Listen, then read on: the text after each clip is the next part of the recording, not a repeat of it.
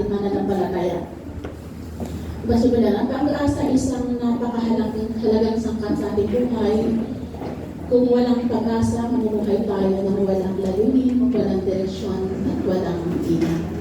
Ang pag-asa ay tulad ng angkla, yung angkla sa barko, ay nagbibigay katatagan sa isang barko.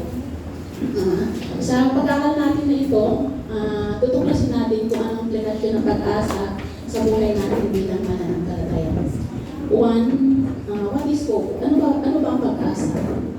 Ito ay ginagamit upang ipahayag ang isang pagnanais o inaasahan patungkol sa hinaharap na kadalasan ay walang iba kundi ang pagganasa o paghawak sa isang posibilidad.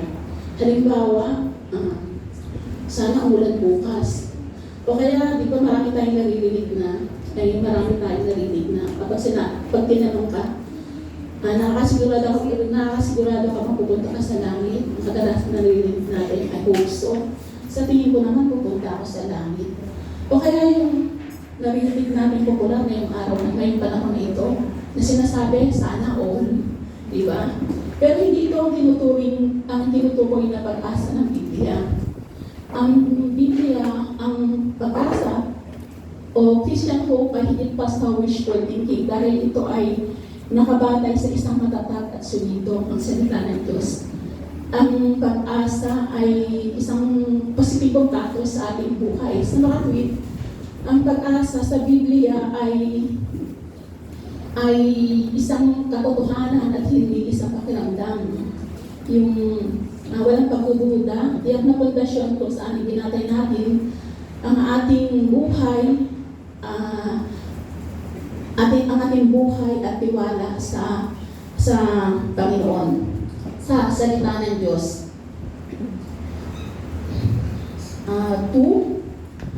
What are some objects of our blessed hope? Ano raw ang ilang bagay ng ating pinagpalang pag-asa? Okay, second, ang coming o ang ikalawang pagpanito ng ating Panginoon Jesus.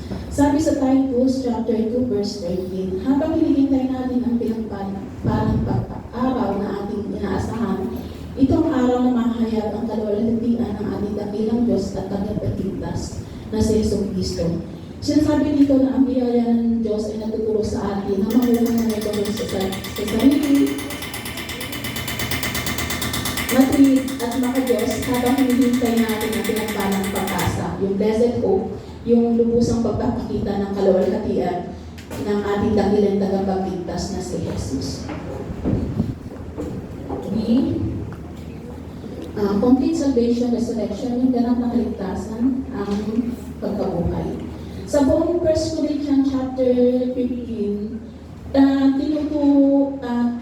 pinapangaral ni Juan dito ang pagkalahatang pagkabuhay ng mga patay at ang pagkakaroon ng hindi nasisirang katawan ng pagkasirang katawan sa huling panahon. At dito nakita natin si Jesus bilang ang unang nabuhay nabuhay na mabuli. Pero hindi siya ang unang sa katawan. Pero hindi siya ang huli. Kundi tayo, ang lahat ng mga matuwid ay tatanggap ng glorified body, katulad na sa Panginoon. Ang tawag ng Juan dito ay ang katawang spiritual, which is ito yung kaganapan ng ating kaligtasan. Si glory, ang Latin words nito ay gloria, na ibig sabihin ay kaluwalhatian. Bali nilalarawan dito ang obvious na presensya ng Diyos. No? Kung ang Kristiyano ay maaaring magpakita ng kaluwalhatian ni Kristo, kung paanong si Kristo ay pinakita niya ang kaluwalhatian ng kanyang Ama sa langit. Sabi sa Romans 8:18, para sa atin ang mga pagtitiis natin sa kasalukuyan ay hindi maiahambing sa kaluwalhatian ipinahayag sa atin balang araw. Ipinapaalala sa atin ito na ang kasalukuyang pagdurusa ay hindi mahahambing sa kaluwalhatian ibibigay sa atin ng Panginoon sa panahon na iyon, sa panahong iyon. Sa pamamagitan ng pagtutok sa kawalang hanggan, di ba? Maaari natin harapin yung hamon ng buhay na may pag-asa at pagtitiis.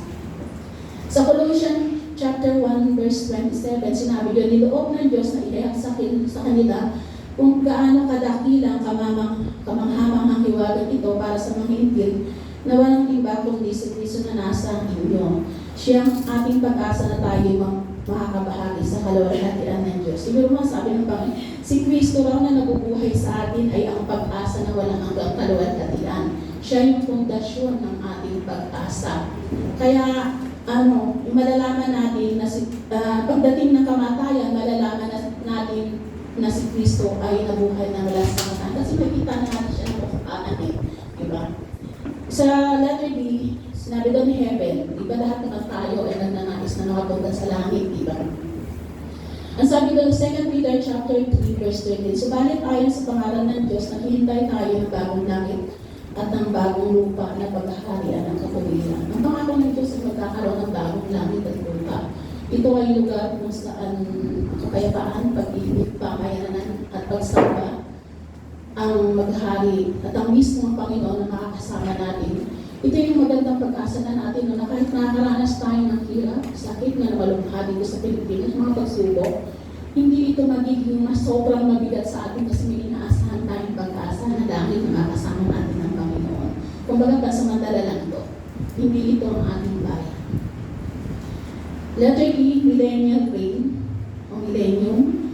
Millennium is yung Latin words dito. Millennium is a Latin words na ibig sabihin ay 1,000 taon. Sa isang daigdig na desperado para sa kapayapaan, lalo na ngayon, di ba? Inababalitaan natin digmaan, kabi-kabila, kaguluhan, maging sa Pilipinas. Yung millennial na paghahari ng Panginoon Jesus ay isang magiging malugod na panahon ng kapayapaan sa lahat ng sangkatauhan. Ito, ang millennial na paghahari ay magiging isang yugto ng panahon na kung saan mismo ang Panginoon ang maghahari sa lupa sa loob ng 1,000 taon. Na bali siya ang magiging soberanya. Kung noon dumating siya bilang tagapagligtas, ngayon darating siya bilang hari na mamumuna sa kanyang bayan. Sa panahon ito, si Satanas ay igagapos o igukulong sa pinakailalim ng lupa para hindi siya makaka-influensya sa lupa o panlilangin ng mga tao. Bali, ang millennium ang magiging ganap na panahon ng pagpapakita ng kaluwalhatian ng ating Panginoon Jesus. Sabi nasulat sa Revelation chapter 26, pinagpala at ibinukod para sa Diyos ang nakasama sa unang pagkabuhay ng mga patay.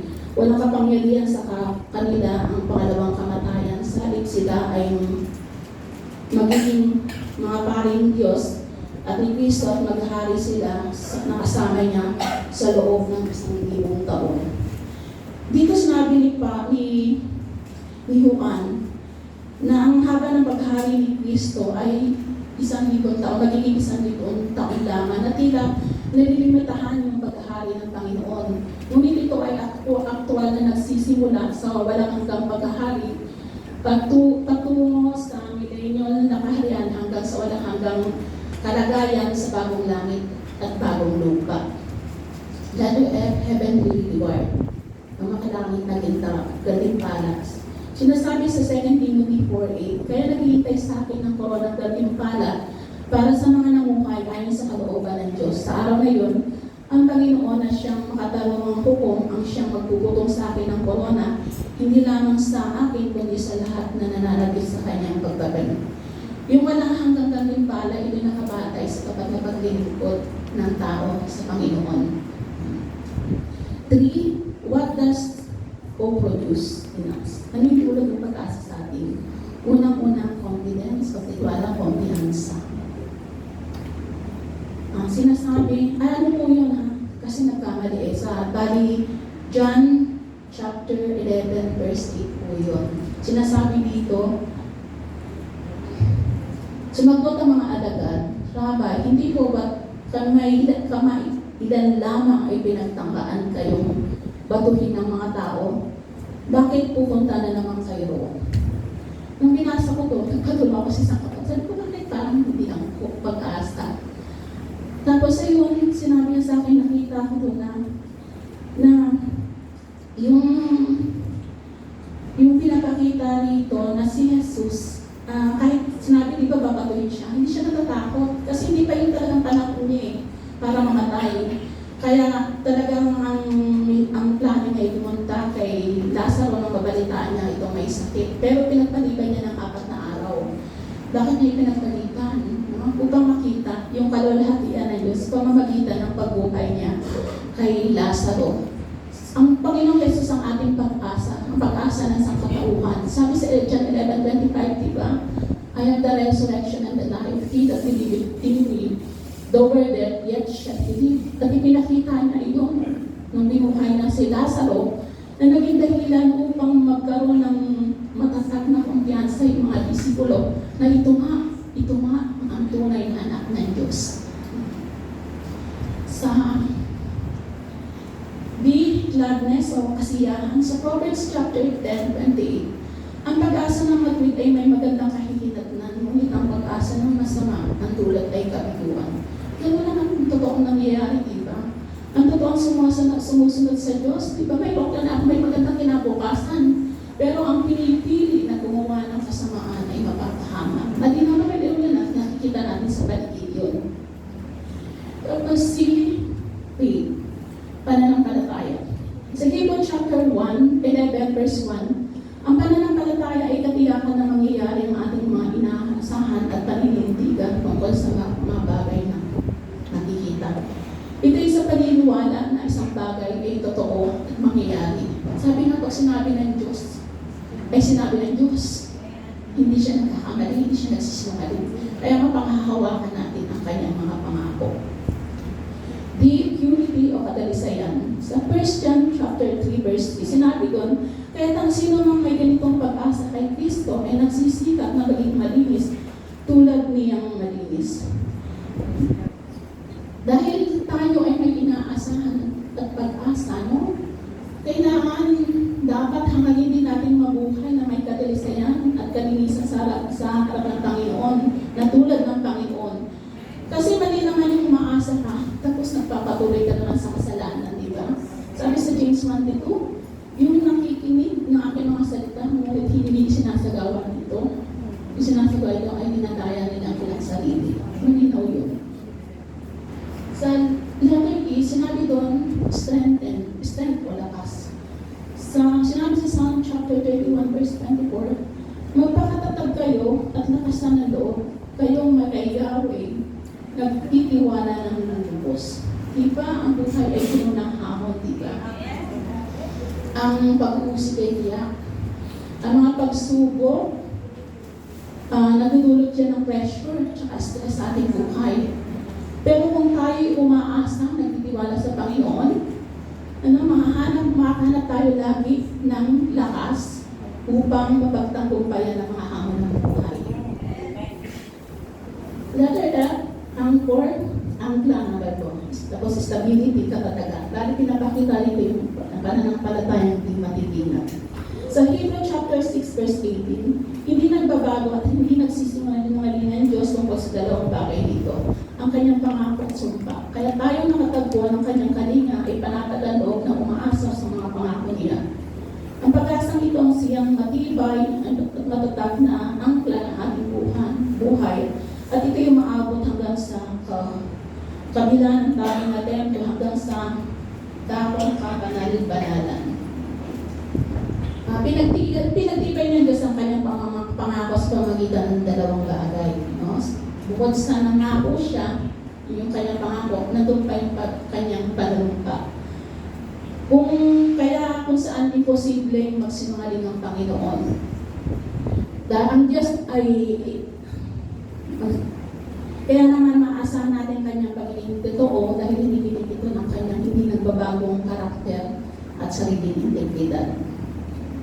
Conclusion, ang Kristiyano ay maaaring laging masaya, magalak tayo sa kanilang pinagpalang pag-asa. Totoo naman, di ba?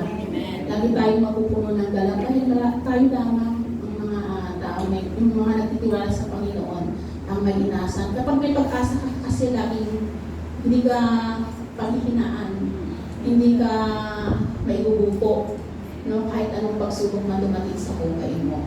Sabi nga sa 1 Corinthians 2:9, sabi, eyes have not seen, nor ear heard, nor entered into the heart of man the things which God hath prepared from those who love Him. Hindi pa raw natin nakita, hindi pa raw natin nakakakinggan, no? Ang mga pinitaan ng Diyos para sa mga bangka, sa mga anak ng nagdadagat sa Kanya. Yun lamang po, purihin po ang ating Diyos na buhay. Papunod sa ating Panginoon, ang lahat po ay magsitayo at tawagin po natin si Sister Jocelyn Pakunla para